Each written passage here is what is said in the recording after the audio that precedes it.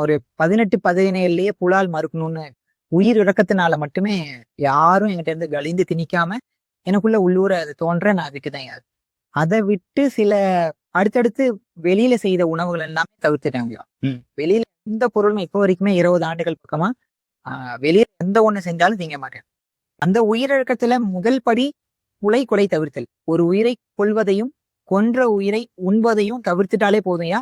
நம்ம இறையியலை நோக்கி, இறைவன் திருவடியை நோக்கி ஒரு படி எடுத்து வச்சுக்கோன்னு போறோம். ஒரு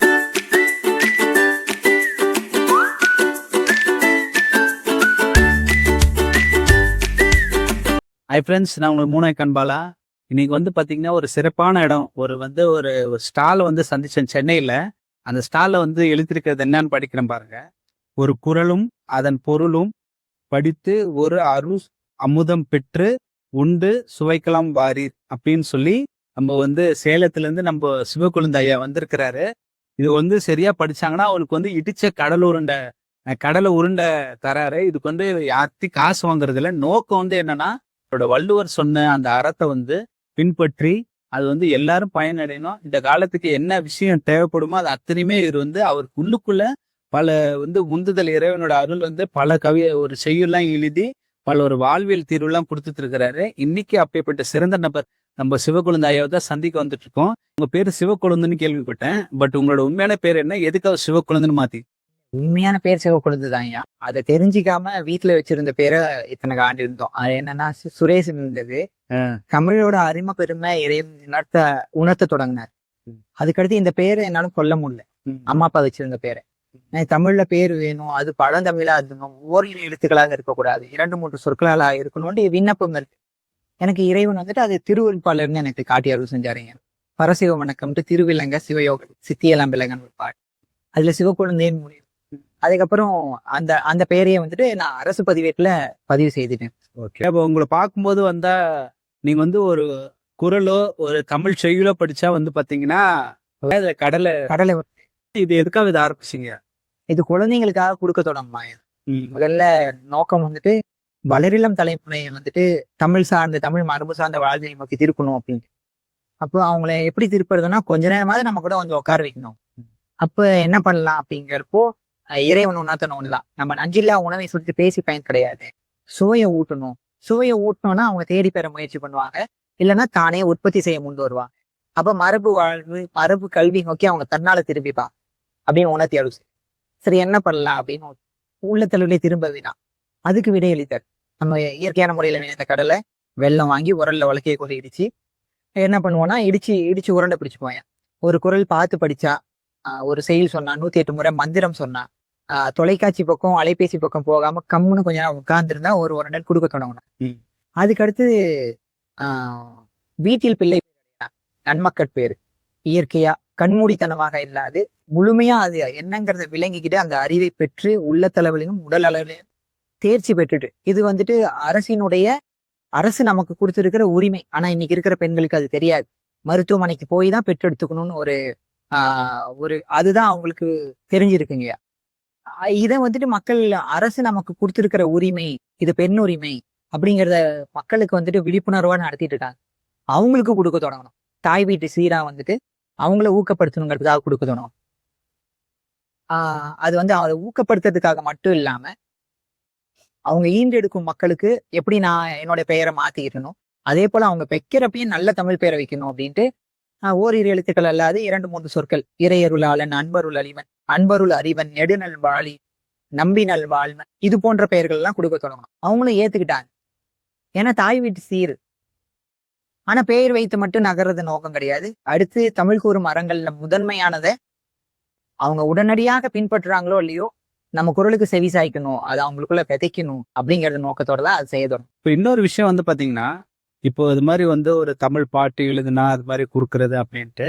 பட் உங்களுக்கு இந்த மாதிரி எண்ணெல்லாம் எப்போ வர ஆரம்பிச்சு சார்? இது 20ல தொடங்குச்சு.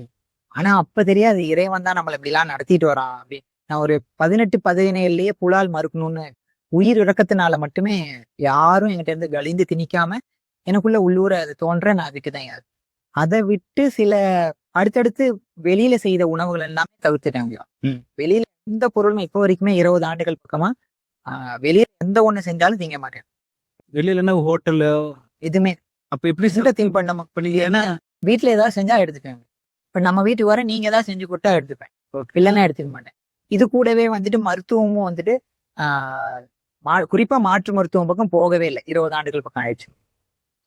இப்ப சென்ற ஆண்டு அந்த உடல்நலம் அந்த என்னுடைய பணிவு இன்மையினால பட்டேன். அதனால தமிழ் மருத்துவம் எடுத்துக்கிட்டேன். அதுவும் ஒரு அருப்பா படிக்க எனக்கு எனக்கு இறைவனாக அந்த மருத்துவரையும் காட்டி எனக்கு மருந்து கொடுத்து எடுத்து வச்சார். கண்டிப்பா இன்னொரு விஷயம் வந்து பாத்தீங்கன்னா எல்லாத்துக்குமே வந்து ஒரு வழிகாட்டிகள் இருப்பாங்க. இல்ல வந்து ஒரு ஒரு ஆன்மீக சொற்பொழிவாளர் இல்ல ஒரு ஆன்மீக வழிகாட்டிகள் இருப்பாங்க. இப்போ நீங்க வந்து அதிகமா இறைவன்றதுனால உங்களுக்கு யார் இதெல்லாம் வழிகாட்டி? எனக்கு வந்து முழுக்க இறைவன் தான். தொடக்கம் வந்து அதாவது அவன் அருளால் தான் அவன் தாளை வணங்க தொடங்கும். ஆனா தொடர்ந்து பற்றி இருந்தது எப்படின்னா அருளால. இறைவன் எனக்கு காட்டுவார்.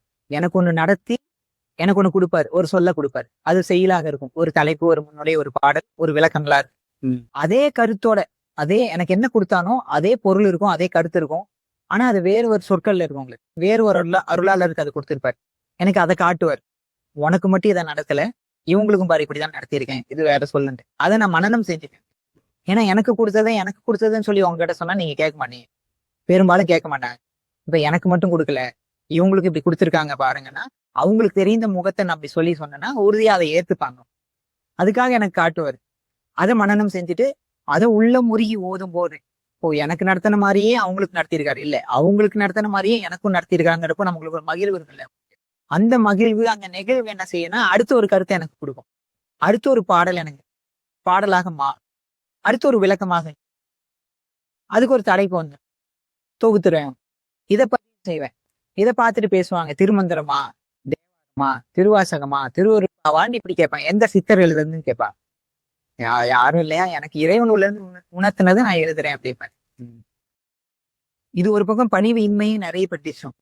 அவங்க எழுதுற மாதிரி நாம எழுதுறது இருக்கா அப்படின்னு நினைக்கிறப்ப நமக்கு ஒரு புகழ் மயக்கர் இல்லைங்களா, அதுல மாட்டிக்கிட்டேன். அதுல போச்சுதான். அதுலயும் அதுவும் ஒரு உடல்நலம் குன்றியதற்கு அதுவும் ஒரு வித்துன்னு வச்சுக்கோங்க. இது வந்து உங்களோட உணர்வு, அதை நீங்க வெளிப்படுத்துறீங்க, இதனால இருக்குமா அதனால. இப்ப இன்னொரு விஷயம் வந்து எல்லாருக்குமே வந்து பாத்தீங்கன்னா ஒரு செயல் செய்யும் போது ஒரு வருமான ரீதியான ஒரு எண்ணம் வரும். இப்ப நானே வந்து உங்களை பார்க்க வரணும் அப்படின்னா கூட ஏதோ ஒரு பஸ்ஸுக்கோ எதுக்கோ ஒரு பயணம் வேணும். இங்க நீங்க யார் வந்து கேட்டாலும் எதுக்குள்ளே காசு இல்லம்மா, நீங்க வந்து ஒரு வாசகத்தை படிச்ச போதுறீங்க. அப்ப எப்படி உங்களோட வருமானம் எப்படி நீங்க வந்து இதுவே மிகப்பெரிய அதிசயத்தக்க விஷயம். அப்படிலாம் பெருசா வியப்படைகிற ஒண்ணுமே கிடையாது. அந்த காலத்துல புலவரை தேடி சென்று அரசனும் குடிமக்களும் வேணுங்கிறது செய்வாங்க. அவங்க அந்த அளவுக்கு பெரும் புலவன் எல்லாம் கிடையாது. இறைவன் கொடுக்கறது எழுதுறேன். அதோட சிறப்பை வந்துட்டு உற்று நோக்கி உள்வாங்கி உணர பெற்றவர் வந்துட்டு உனக்கு வேண்டியதை நாங்க செய்யறோம்னு சொல்லி செஞ்சுட்டு இருக்காங்க. அதாவது அந்த காலத்துல அவங்களுக்கு ஒரு பரிசிலா கொடுப்பான், பொண்ணா கொடுப்பான், பிச்சா கொடுப்பான். இன்னைக்கு எப்படி அதை கொடுக்கணுமோ அப்படி கொடுக்குறாங்க. முதல் 12 ஆண்டுகள்ல முதல் 6 ஆண்டுகள் அப்படி எனக்கு எதுவும் வரல. இப்பயும் வந்து பாத்தீங்கன்னா 90 விழுக்காடு இது யாரோ எழுதன்னா இவன் எடுத்து பதிவு பண்ணிட்டு இருக்கான்னு கடந்து போயிடுறாங்க. இல்ல அதுல பலர் வந்து பாத்தீங்கன்னா தமிழுக்குன்னு அவன் படிச்சிருப்பான் போல அதனால எழுதுறான்னு சொல்லி கடந்து போயிடுவான். ஒரு சிலர் உற்று நோக்கி உள்வாங்கி உணரப்பெறும் தன்மையில இருக்கிறவங்க இதுல என்னமோ இருக்கு, இவனுக்கும் இறைவனுக்குமான ஏதோ ஒண்ணு இருக்குங்கிறது விளங்கியும் விளங்காம இருக்கும். அவங்க தொடர்பு கொண்டு பேசுவாங்க. அதுக்கப்புறம் நான் இதை சொல்லுவேன். இந்த பணிகள் எல்லாம் முன்னெடுக்கிறதுக்கு முன்னாடி ஒரு நாளைக்கு வந்து பாத்தீங்கன்னா ஒரு 9 ஆண்டுகள் பக்கம் ஒரு நாளைக்கு 10 மணி நேரம் 7 மணி நேரம் 11 மணி நேரம் பேசுறதே எனக்கு வேலையா இருக்கு. ஒரு பக்கம் எழுத்து, ஒரு பக்கம் பேச்சு, இது மட்டுமே இருந்தது. முதல் 6 ஆண்டுகள் எனக்கு எந்த ஒரு இதுவும் கிடையாது. வீட்டுல என்ன போட்டாங்களோ அதை அவங்க என்ன கொடுத்தாங்களோ அதை தின்னுட்டு நான் அம்மா அப்பா எப்படி படிக்க வச்சாங்கன்னா கந்தோடி வாங்கிதான் படிக்க வச்சாங்க. இந்த சூழல்ல எப்படி எதுக்காக படிக்க வச்சாங்கன்னா எனக்கு நினைவு இருந்து நாங்க ஒரு 30-40 பேர் மாறி இருப்போம். அவங்களுக்கு அம்மா இன்னும் மிகுதியா இருந்திருக்கும்.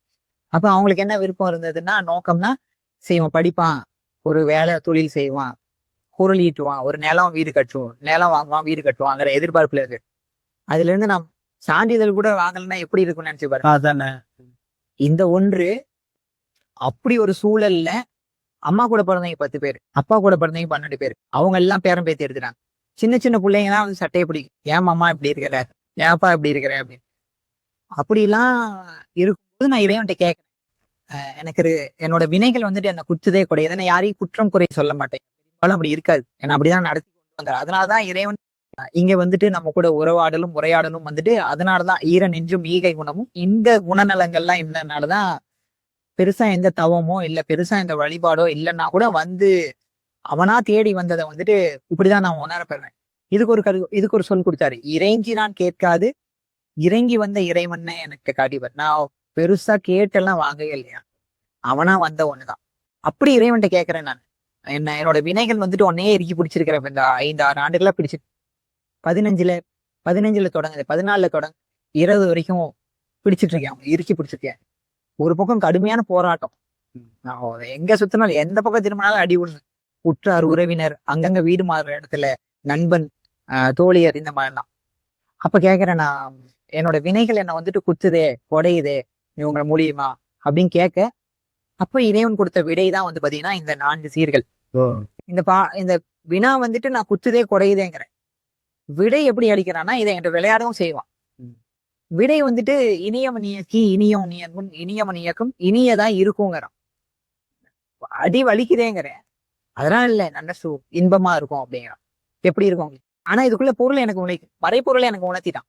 ஆனா உங்களுக்கு அது விளக்காது. அப்ப நான் இறைவன்ட்ட கேட்கிறேன், ஒவ்வொருத்தருடையும் விளக்கம் அப்படி சொல்லிட்டுலாம் இருக்க முடியாது. எனக்கு விளக்கத்தையும் கொடு, எனக்கு உணர்த்தின அந்த விளக்கத்தை சொல்லாக்கி கொடுன்னு கேட்கிறேன். இங்க என்ன சிறப்புன்னா, முன்னாடி எழுதினவங்க எல்லாம் வந்துட்டு செயல் எழுதியிருப்பாங்க, அடுத்து வந்த அறிஞர் பெருமக்கள் உரை எழுதியிருப்பாங்க. இங்க என்னன்னா, செயலையும் எனக்கு கொடுத்துறாரு, அதுக்கான உரையும் வந்துட்டு இறைவனை கொடுத்துருவாரு, விளக்கத்தையும் எனக்கு கொடுத்துருவாரு. அந்த உரை எப்படி இருக்கும்னா, அதுவும் ஒரு பாடலாகவும் பாடலை போன்று இருக்கும். இப்ப இதுல எடுத்துக்கிட்டா, இந்த பாடல் தலைப்பு முன்னுரை பாடல், அதுக்கான விளக்கம். இந்த பாடலுடைய முன்னுரையிலேயே 2 பாடல் வந்துடும். இது வந்துட்டு மறைமுகமா இருந்தது. இது வந்து பாத்தீங்கன்னா நேரடியா விளக்கம் இருக்கும். அன்று செய்த வினைகள் யாவும் இன்று செதுக்கும் ஒளிகளாது என்று எண்ணி இருந்தால் போதும் துன்பமெல்லாம் இன்பமாகும். இதுதான் நான் குத்துதே கொடையுதேன்னு கேட்டதுக்கு நேரடி விளக்கம். ஆனா அது ஒரு மறைமுகமான ஒரு பாடல் மூலியமா பாடலை கொடுத்து அதுக்கான விளக்கத்துக்குள்ள விடையை கொடுத்துட்டார். இப்போ இது வந்து இப்போ உங்களோட பயணம் வந்து இவ்வளவு வருஷமா போயிட்டு இருக்கு, இவ்வளவு பெரிய விளக்கம். இப்ப நீங்க நினைச்சீங்கன்னா என்ன ஆனாலும் உள்வாங்குறீங்க, உங்களுக்கு உணர்த்துது. இல்ல இது என்ன வேணான்னு சொல்ல முடியாது. இறைவன் என்ன திருவுள்ளம் கொண்டுள்ளானோ அது மட்டும்தான். இது வந்து உங்களுக்கான ஏதாவது நோக்கம் இருக்கா? மக்களுக்கு ஏதாச்சும் கொண்டு சேர்க்கணும்னு நினைக்கிறேன். இல்ல, தமிழ் கூறும் மரங்களை நம்ம அதை மறந்துட்டோங்க. ஏன்னா அதை நினைவுறுத்துறவங்க மட்டும்தான் நோக்கம். இப்ப எவ்வளவு பேர் கடவுளை தேடி எங்கெங்கேயும் உணர்றாங்க. அவங்க சிறிய அளவுல உணரப்பட்டுட்டா அவங்க தேடக்கூடிய வினாக்கு வந்து விடைய வந்துட்டு எங்கேயோ போனேன், யாரோ பேசுனாங்க, நான் கேட்டுட்டு இருந்ததுக்கு எனக்கு விடை கிடைச்ச மாதிரி இருக்கு அப்படிம்பாங்க. மாதிரி தான் இருக்குமா, அதுவே விடைன்னு கூட சொல்ல மாட்டாங்க. அப்போ இப்படிதான் விடை கிடைக்குங்கிறப்போ நாம எழுப்புனா, நமக்குள்ள நம்ம உள்ளத்துல இருந்து எழுப்புனா, நம்ம உள்ளத்துக்குள்ளாரே இறைவன் விடை அளிப்பானா, அது எது இதை எந்த ஒண்ணு எனக்கு கிடைச்சதுக்கும் தொடர்ந்து தக்க வைத்திருப்பதற்கும் தொடர்ந்து நடக்கிறதுக்கும் எது வித்துனா, உயிரிழக்கமே கடவுள் வழிபாடு. அந்த உயிரிழக்கத்துல முதல் படி கொலை தவிர்த்தல். ஒரு உயிரை கொல்வதையும் கொன்ற உயிரை உண்பதையும் தவிர்த்துட்டாலே போதையா நம்ம இறையில நோக்கி, இறைவன் திருவடியை நோக்கி ஒரு படி எடுத்து வச்சுக்கோன்னு போறோம். ஒரு இடத்து இருக்கு உயிரிழக்கம். இது மட்டும் கிடையாது. கொலை தவிர்த்துட்டேன் எனக்கு எல்லாமே செஞ்சிருவானா, பசியாற்று வித்துட்டேன் எல்லாமே செஞ்சிருவானா, இல்ல. வறியவரை தேடி சென்று உதவி செஞ்சுட்டேன் இல்லைன்னா அது செஞ்சுட்டேன்னா இல்ல. இது எல்லாமே செய்யணும். நான் அது இங்க இறைவன் செய்ய வச்சாருங்க. எப்படி செய்ய வச்சாருன்னா, இப்படி சொல்ல வைப்பாரு இறைவன். இது இறைவன் கொடுத்த உணர்த்தின சொற்கள் தான் இது. புலவரை தேடி சென்று வேண்டியதை செய்து பெரும் புறவலர் ஆகி நின்ற மூவேந்தரின் வழி வந்த முத்தமிழ் உறவினர் அளித்து வரும் பொற்பரிசில இருந்து இந்த பணி இருக்கு. இப்போ இது வந்து ஒரு நிறைவா ஒரு விஷயம்.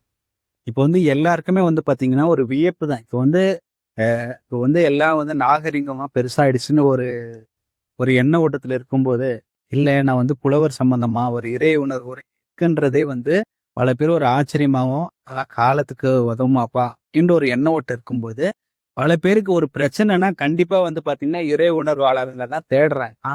அந்த வகையில யாருக்காச்சும் ஏதாச்சும் ஒரு தேடலோ இல்ல வந்து ஒரு தீர்வோ அதுக்குன்னா உங்களுக்கு ஏதாச்சும், ஏன்னா உங்க தேவைக்கு உங்களுக்கு கருத்து உள்ள இறைவன் கொடுக்குற மாதிரி மற்றவங்களுக்கு யாராச்சும் அந்த தேவை வந்தா கொடுக்க முடியும். இல்ல, அப்படி எனக்கு பெற்றுலாம் கொடுக்க முடியாது. பெற்று கொடுக்கறதுல விருப்பமும் இல்லை. இப்ப எனக்கு ஒரு முற்றம் இறைவன் தெரிஞ்சதுன்னா அவனே கொடுக்கணும்னு நான் விரும்புவேன். எச்சிலா இருக்கக்கூடாதுன்னு நான் நினைக்கிறேன். எனக்கு வேணும் ஐயா, நீங்க வாங்கிட்டு வந்து கொடுங்கன்னு எனக்கு அதுல விருப்பம் இல்லை. இதேதான் நான் மக்களுக்கும் வந்துட்டு கடத்தணும்னு நினைக்கிறேன், நினைவுறுத்தணும்னு நினைக்கிறேன். நமக்கு வேண்டியதை இறைவன் நமக்குள்ள இருக்கிறான். உள்ளம் பெருங்கோயில் ஊனுடம்பு ஆலை, இறைவன் அங்க இருக்கிறான். அவனை அவனை அறிவதற்கு என்ன தேவைன்னா ஈர நெஞ்சும் ஈகை குணம் தேவை, உயிர் இரக்கம் தேவை. இது இருந்ததுன்னா உறுதியாக இறைவன் நம்முடன் உரையாடவும் செய்வான். மாற்றுக்கிறதே கிடையாது. இதுதான் எளிய வழியும் கூட. இதை நான் நேரடியா மூக்க தொடாம சுத்தி வர முயற்சி பண்ணி விழுந்து எந்திரிக்கிறது தேவையே கிடையாது. உயிரிழக்கத்தை கடவுள் வழிபாடாக கொண்டால் உறுதியாக இறைவன் வந்துட்டு நமக்கு உற்ற துணையா இருக்காங்கிறத நம்ம உணர பெறுவான். புதிதா அவன் இங்க இருந்து வரப்போறது கிடையாது. ஏற்கனவே நம்ம கூட தான் இருக்காங்கிறத உறுதியாக உணர பெறுவோம். தொடர்ந்து பிடிச்சுக்கணும். நான் ஒரு வாரம் இப்படி இருந்துட்டு அடுத்த ஒரு கிழமை சுற்று அப்படி இல்லைன்னா தக்க வச்சுக்க முடியாது. நானுமே இதுலயுமே நான் ஒரு 10 படி ஏறி இறைவன் அருளால 1000 படி ஏறி என்னுடைய அறியாமையில 100 படி இறங்கினேன், 500 படி இறங்கிருக்கு. அது அவனுடைய திருவிளையாடல், அவனுடைய நாடகம் இப்படிதான் நடத்தணும்னு இருக்கு. அதுலதான் போச்சு இந்த உடல்நிலை வந்துட்டு கொண்டுருச்சு. ஆனா உறுதியான நம்பிக்கை இருக்கேன், மீண்டும் எனக்கு வந்துட்டு இறைவன் இளமையை கொடுப்பாரு. நான் இப்ப 36 நடக்குதுங்களா, அடுத்த ஆண்டே நான் 35 இருப்பேன், 34, 33, அடுத்த ஆண்டு நீங்க கேட்டீங்கன்னா நான் 35 இருப்பேன், அதற்கு அடுத்த ஆண்டு 34. அதை செய்வாருங்கிற நம்பிக்கை இருக்கு, திடமான நம்பிக்கை. கண்டிப்பா. அப்போ வந்து நேருக்கு என்ன சொல்ல விரும்புறீங்க? இப்படி சொல்ற அளவுக்கு நான் பெரியவன் கிடையாது. உயிரிழக்கத்தை கடவுள் வழிபாடாக கொள்ளும். தமிழ் மொழியை நாம இன்னைக்கு வந்துட்டு உலகம் பேரழிவை நோக்கி, நாம சீரழிஞ்சு பேரழிவை நோக்கி போயிட்டு இருக்கோம். நம்ம இங்க எதை தவற விட்டதுனால இந்த நிலையை அடைஞ்சோம்னா உயிரிழக்கத்தை தவற விட்டுட்டோம். திருக்குறளை வந்துட்டு வெறும் மதிப்பெண்ணுக்காக மட்டுமே படிச்சிட்டோம். உள்ள போய் பார்த்தாதான் தெரியுது நாம எதெல்லாம் கடைபிடிக்காதனால இங்க இப்படி நாம் சீரழிஞ்சிருக்கோங்கிறதும், இது சீராகிறதுக்கான வழிகளும் அதுக்குள்ள உள்ள போய் பார்த்தா இருக்கு. அதுல முதன்மையா தமிழ் கூறும் அறங்கள் பல. அதுல முதன்மையானது உயிரிழக்கம், புலால் மறுத்தல் கொல்லாம். இதை வந்துட்டு நம்ம உறுதியாக மேற்கொண்டு ஒழுகணும், அடுத்த தலைமுறைக்கு கடத்தணும். இதை தவற விட்டுட்டோம்னா அதற்கு அடுத்த தலைமுறை இருப்பாங்களா இருக்க மாட்டாங்கன்னா சொல்லவே முடியாது. அப்படி ஒரு நிலையை நோக்கிதான் நம்ம விரைந்து ஓடிட்டு இருக்கோம். இப்ப இருக்கிற காலகட்டத்துல இந்த விஷயம் வந்து பாத்தீங்கன்னா மிகப்பெரிய சவாலான விஷயம்.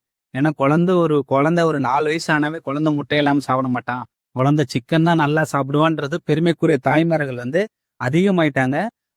ஒரு சவாலான விஷயத்த வந்து கொண்டு போய் சேர்க்கிறதே வந்து மிகப்பெரிய விஷயம். வாழ்க்கையில ஒரு சில சந்தர்ப்பம் தான் உங்களை மாதிரி நபர்கள்லாம் வந்து நேர்ல சந்திக்க முடியும். அது உங்களோட பாதை வந்து மிகப்பெரிய பாதையாகி பல பேர் அதில் பயணிக்கணும். கண்டிப்பா இது மீண்டும் ஒரு நல்ல வீடியோல உங்களை நான் சந்திக்கிறேன். சிவக்கொழுந்து அவர்களோட சிறப்பே வந்து பாத்தீங்கன்னா படிச்ச பட்டத்தை இன்னும் வாங்காமே இருக்கிறாரு. ஏன்னா இறைவன் சொல்ற அந்த படிப்பு தான் எனக்கு வேணும்னு சொல்லி இருக்கிறதுலாம் ஒரு சாதாரண விஷயமே கிடையாது. கண்டிப்பா அவரோட நம்பர் வந்து நான் திரையில வந்து பதிவு பண்றேன். கண்டிப்பா உங்களுக்கு எந்த ஒரு சந்தேகம்னாலும் வாழ்க்கையில ஒரு அடுத்த கட்டம் போகணும், ஏதாவது ஒரு நல்ல வழி கிடைக்காதா அப்படின்னு தேடுறவங்களுக்கு நம்ம மாதிரி ஒருத்தர் வாழ்க்கையில இருந்து மீண்டு வந்து ஒரு மறுபிறவி எடுத்து சில நல்ல நல்ல விஷயமா ஒரு தோழரா நம்ம கிட்ட பகிர்ந்துட்டு இருக்கிறாரு. கண்டிப்பா இந்த விஷயத்தை நீங்க வந்து பயன்படுத்திக்கணும். மீண்டும் ஒரு நல்ல வீடியோ சந்திக்கிறேன். நான் உங்கள் முனைக்கன்பால்.